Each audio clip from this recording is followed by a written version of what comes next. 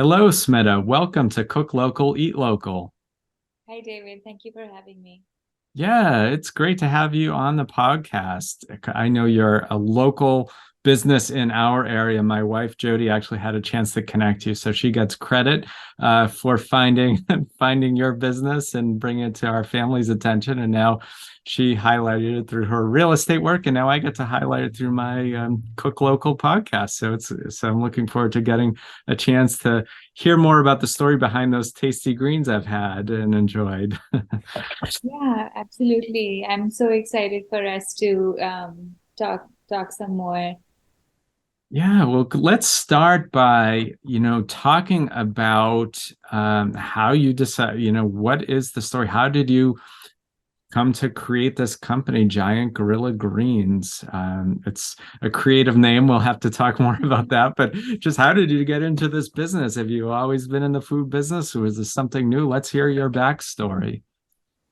Well, we're 100% new to the food business. Well, my husband and I started the business in 2020. We started the business together. But I think there is like this backstory that goes a little bit, before 2020. So in 2015, I was diagnosed with a chronic condition, Hmm. sclerosis. It's basically a neurological disorder where your immune system attacks the myelin sheath around your nerves. And what that basically does is it can create a range of like symptoms, ranging from like mild to severe. You may have like it can be as, kind of minimal as pain, or it can be as extreme as like, physical disability and cognitive issues. So, you know, at that time, when I was diagnosed, I was a pilot. And I was Wow. very early in my career. I was just getting ready to start teaching people how to fly. And my husband Uday is an engineer. So back then, when I was diagnosed, getting on medication for MS would have meant like my career would have gone down the drain because as a Yeah. pilot, you cannot be on like heavy medication and still be like okay to fly. All right. That So, makes a lot of sense. yeah, like because every medication will either suppress your nervous system or it's going to excite your nervous system. And like when you're flying a plane, you really need to be, at 100% there. Hmm. So at that time, it kind of felt like, my career was in jeopardy, my health was in jeopardy. And the only option presented by the doctor was to take some medication that they claim would slow down the disease. So there's no cure, it would like slow it down. So, my husband and I were like, we have to look around for every alternative available. So we tried a lot of alternative therapies, and eventually we found the simplest solution, which was a lifestyle shift. Hmm. And we basically transitioned into a whole foods, plant-based diet. And I think that's kind of where I feel like if that hadn't happened, this company wouldn't have formed in 2020. Yeah. Um, and I think like back in 2015, it took like a couple of years for my health to kind of stabilize. Mm. And for me, like the disease pretty much has gone into remission. It's Um, great. so in 2020 when everything basically shut down, right? And Hmm. I was at home and I was not flying, like nobody was even like, outdoors at like March, April 2020. Yeah. So we were already growing microgreens at home, Hmm. just to support how we eat and, eating fresh, like growing our own food. And what we started doing was we started growing like extra microgreens. We started giving it away to our neighbors. And it felt like people were really into it. And, Yeah. so like our neighbors really enjoyed it. And then we put it up on Shopify and it kind of just started there. And we realized that there is a lot of demand for like fresh, local, just like fresh greens. And Yeah. it just kind of grew from there. And I now we are in a warehouse space in Woburn. It's Hmm. like a 3,000 square foot warehouse. Wow. So it's pretty Um, good size. Yeah. and it's a vertical farm, so everything grows vertically, as the name suggests. Hmm. It's like controlled environment. So that's kind of, how we got started. So it's been like a wild ride. Yeah. Wow. That's interesting. It's something I'm thinking about is the thread between, how you started focusing on healthy eating, food as medicine kind of thing to respond to your condition. But I also know, as in the early days of the pandemic, people are definitely, I think, starting to think about, protective factors. Yeah. How do I, protect myself against this disease? And I definitely, I don't know if there's evidence out there. I mean, I definitely have seen things that people were more vulnerable if they're on the opposite side of that. People who are not in good physical shape, are definitely more vulnerable to COVID. So it does seem kind of logical that people are naturally at that time particularly ready for healthy, nutritious things like your greens. So, that's very cool. Yeah, definitely. I feel like the pandemic did kind of shift things a little bit, in that people were, probably like very focused on their health and what will keep them healthy. But I also think there is this overall trend that, a bigger trend that we're seeing, where a lot of people are chronically sick. And there may be, some, I feel like a lot of them are looking for something more than medication. Like they want to Yep. maybe address their lifestyle, and it's not just food. It can be exercise Hmm. and, big things like whether they're a smoker or not, Hmm. how we sleep and what our mental health is like. Yeah, it all ties together, definitely. I know food we're focusing on in this podcast, but they do. Yeah, if you're eating healthy and not doing the right things in the other categories, that's not going to be as helpful as if it's coming together for sure. So one thing we kind of jumped in talking about microgreens. I know what they are. You know what they are. I mean, I have a basic idea. You obviously know much more than me, but you can break down and understand exactly like what, for people who are a little less familiar, what are microgreens? Maybe talk about some of the varieties of them that you grow, because I know it's not just all one thing. Yeah, yeah, absolutely.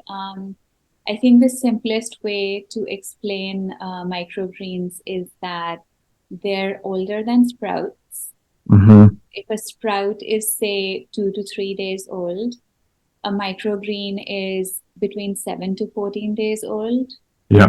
And then baby greens would be like the next step. So baby greens are generally 30 to Hmm. 45 days old. Hmm. So microgreens is kind of like the in-between stage. Yeah. Yep. Okay. That makes sense. And so, like, if you just let them grow and grow, they would grow into things like spinach, or they're just small. They're just young plants that would grow into a variety of vegetables. And if so, what varieties do you have? Yeah, yeah, absolutely. So, if we take something like arugula, for example, Hmm. we grow it in, like little 10 by 20 trays, and we harvest it on day 11. If we were to plant it like less densely and grow it for 30 to 45 days, you would have baby arugula. Yeah. Um, but say, so we also grow, another green. I'm trying to think of, so say broccoli, for instance. Hmm. So we grow micro broccoli again for 11 to 12 days. But if you were to take the same plant and like put it in your like outdoor garden, Yeah. it would grow and it would yield like a full grown broccoli in like, I'm not even sure, is it like 60 to 90 days? Yeah, that makes sense. Yeah, so it is like it's a very, very young version of, greens and veggies that we eat. And our our biggest seller is broccoli, Hmm. like microgreens, my broccoli microgreens. We also grow kale.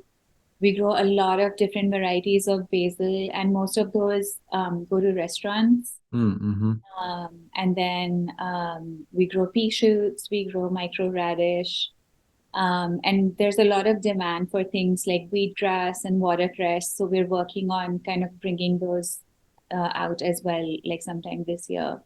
Okay. Like when you say, for instance, the basil, does that have the, like you mentioned, restaurants are using it, or does it add a similar flavor to mature basil, or is it used a lot differently?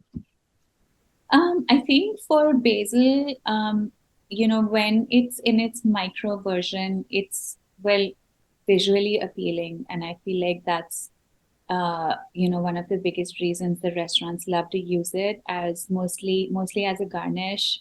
Yeah. Um, and I also think that the difference between an herb like a fully grown basil versus micro basil would be that micro basil, so like the micro version will be like less chewy. Oh, yeah. It's going to be very delicate and soft, and in some cases the flavor is enhanced in Hmm. the micro state. So it can be about taste and texture and visual appeal as well. Yeah, that makes sense. Something as you were talking that came to mind about when you talk about, you're because you're harvesting them after 10, 11 days, you're planting them densely. And then I'm thinking about it in whatever space, I assume, like after you harvest, are you able to replant in the same spot and get another crop in a couple of weeks? Is that how it works? It strikes me as being, I guess where I'm going with this, it strikes me, we talked about the health benefits, that it seems like probably a pretty efficient use of resources for the amount of food you're able to grow in your space. I don't know if you want to speak to that at all.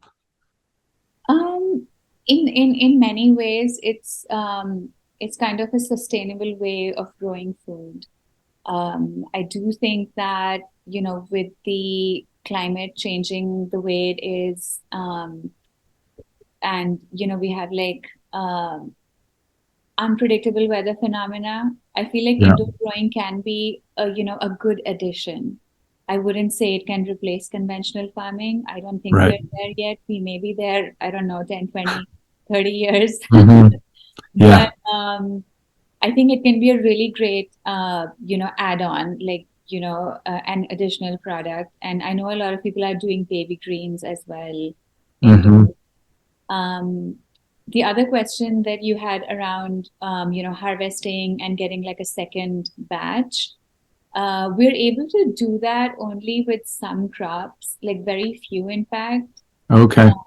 So what we usually do is after like one harvest, we compost what's remaining Oh, and I see. have a Okay. fresh batch going. Yep. Hmm. Oh, okay. Gotcha. And is it, I should have asked this before. So is it actually grown in like soil as opposed, it's not, so as opposed to like, it's not hydroponic? So yeah, that's a great question. We experimented with a lot of different growing methods.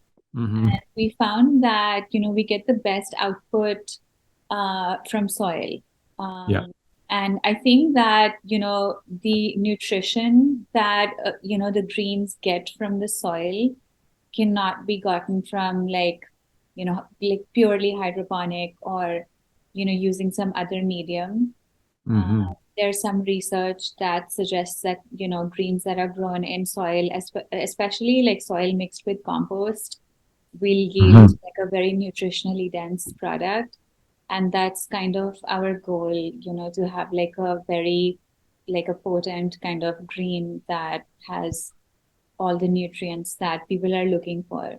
Yeah, that makes a lot of sense. Yeah. I can see where the soil would probably more flavor too, I would think, with soil. Yeah.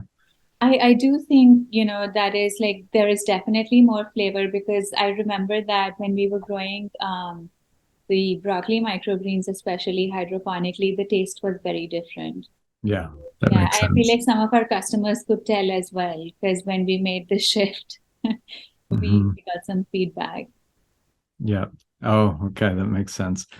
Now let's talk about, and actually pause for a minute. I guess kind of stating the obvious a little. One of the things that I find great, and the focus of this podcast is local food, eating stuff as much as we can from local sources. And probably a decade or two ago, we wouldn't be talking to someone who's producing local greens here in New England. It's just like you have to wait for summer. So the opportunity, yeah, I mean, what you're doing really opens up the whole year to being able to enjoy at least a pretty good amount of local produce, which is great.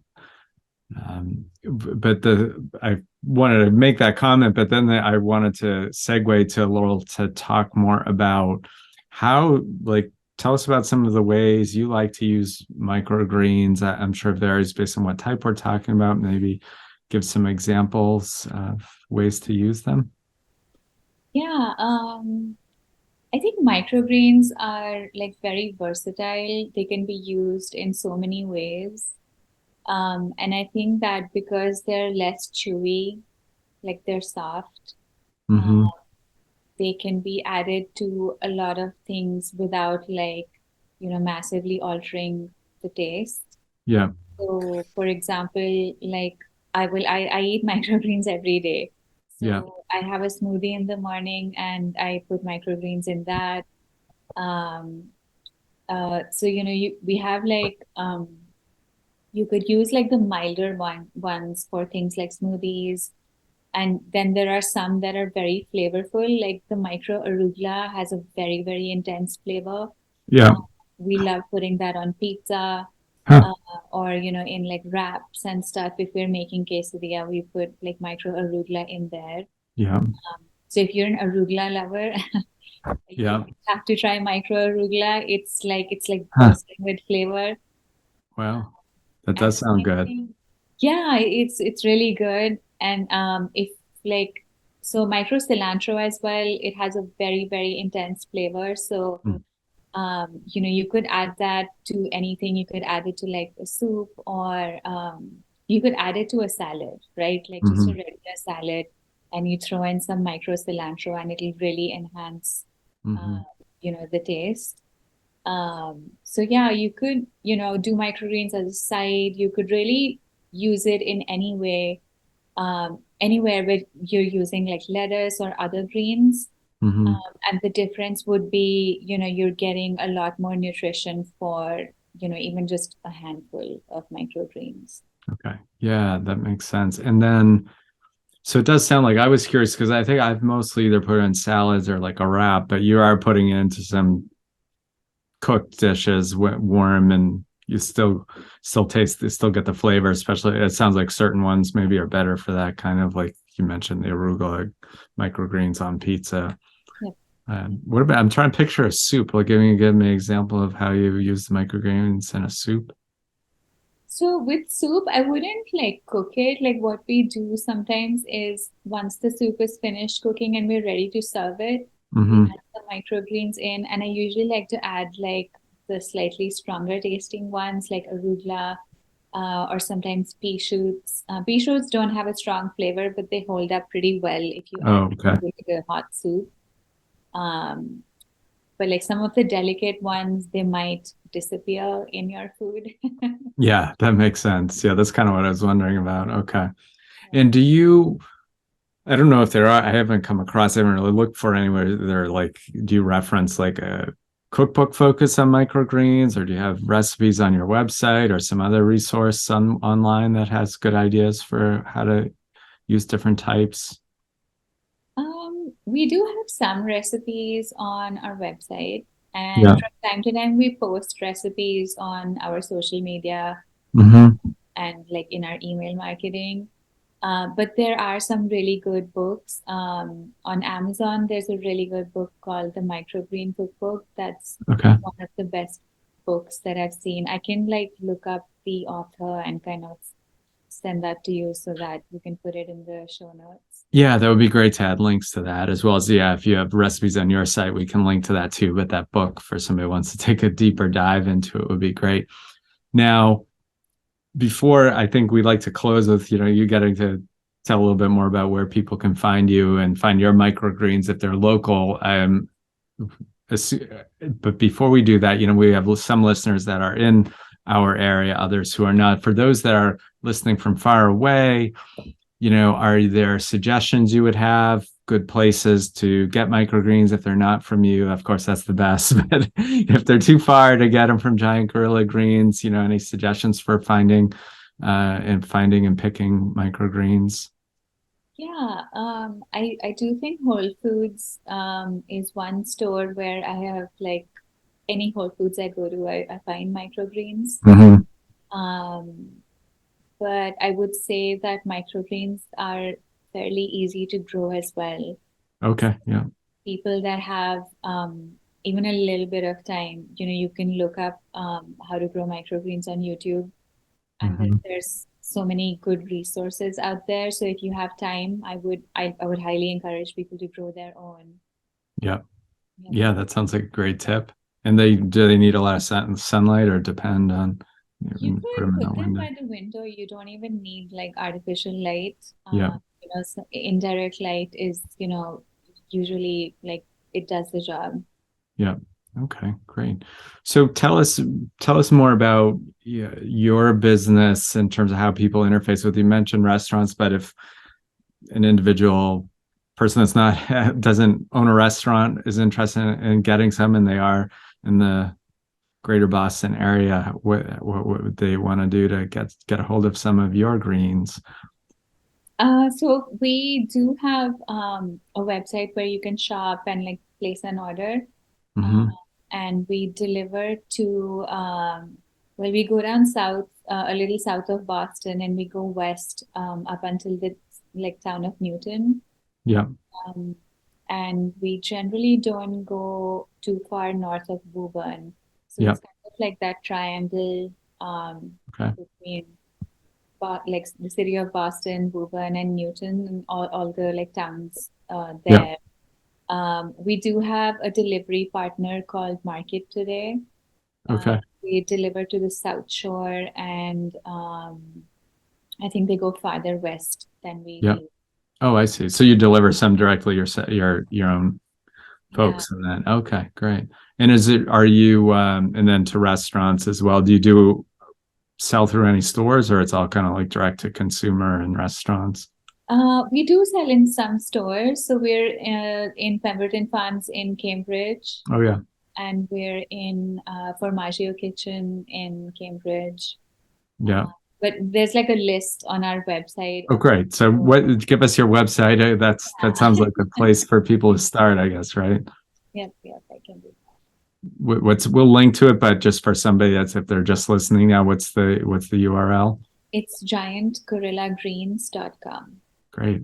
And so tell us, I guess the final, I suggested earlier on there, I was going to ask you about how you came up with the name. So for anyone who's looking at you, you can see the cute little logo and see there, but tell us about the name. So I think that when we came up with the name, we weren't very serious and we didn't think we could kind of grow this much.